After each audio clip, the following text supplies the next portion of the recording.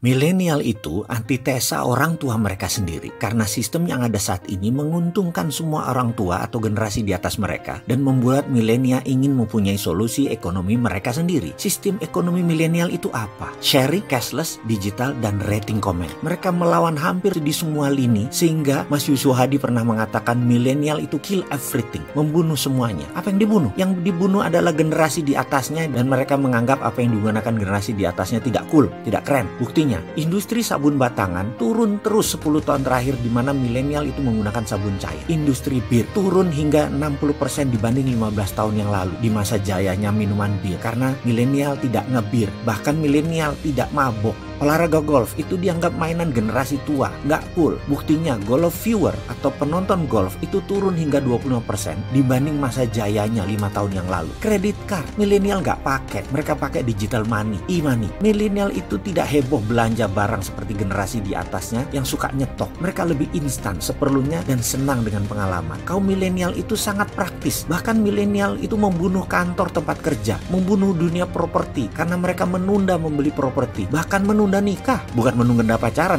mah mereka seneng. Secara ekonomi, milenial mempengaruhi 40% ekonomi dunia saat ini dan 5 tahun ke depan mereka akan melewati 70% perekonomian dunia dipegang mereka. Sementara pemerintah dalam rancangan APBN kemarin gak baca sama sekali milenial mau kemana. Kita bicarakan sekarang milenial dari sisi yang lain. Sekarang kembali ke ekonomi negara di era milenial. Bener deh, milenial sejatinya anti hutang dan mereka kuat sekali berbagi. Itulah dasar dari MMT, Modern Monetary Theory. Jadi nanti kalau ada menteri milenial tetapi konsepnya masih Keynesian, masih ngutang, kabinetnya ya belum kabinet milenial, muda doang usianya tapi ilmunya zaman old, nggak pakai ilmu zaman now. Ilmu zaman now itu adalah MMT, Modern Monetary Theory. Basisnya adalah SWF, Sovereign Wealth Fund, Consolidate Bottom of Pyramid, create 12 level ekonomi. Kredonya adalah create.